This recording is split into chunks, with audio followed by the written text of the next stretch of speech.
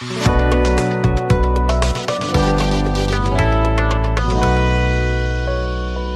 दफा दाबी अंगनवाड़ी कर्मी विक्षोभ प्रदर्शन।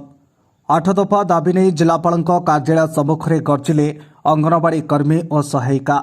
दाबी पूरण नहेले आंदोलन आहुरी जोरदार हेब बोली चेतावनी देइछन्ति अंगनवाड़ी कर्मी।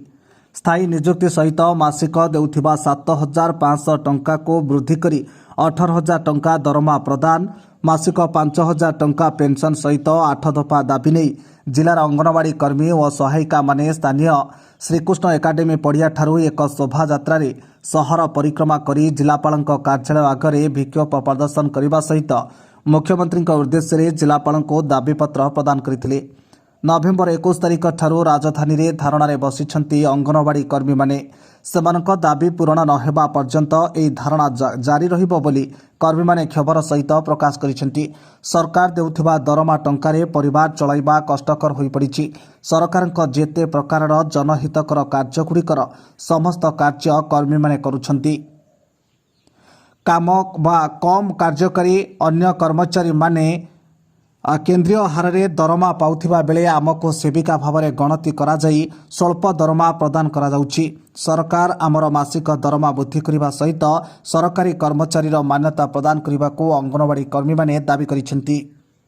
Jagatsinghpur Prasad Sahani report, Kalinga fast news. सरकार जे पर्यंत आम कथा न शुणिबे आमे समस्ते एई भली धारणा रे बसिबु।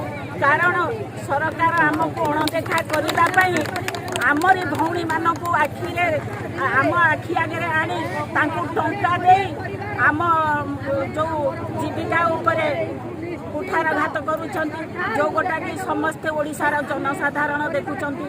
आम मान्यवर मुख्यमंत्री मिशन शक्ति नारी सशक्तिकरण आम हाथ में कले। आज नारी भी किभली अवहेला करुछंती सारा ओडिशा कौन सारा भारत वर्ष देखुची ओडिशार मुख्यमंत्री किभली नारी मानक प्रति असम्मान करुछंती। रास्तार किपरि जोठी परिश्रा करिया को जगह नहीं, झाड़ा जीवा को जगह नहीं, सेठी राति रे किभली छुआ मानक धरी से माने पड़ी रहिछंती से किपरि न देखुछंती।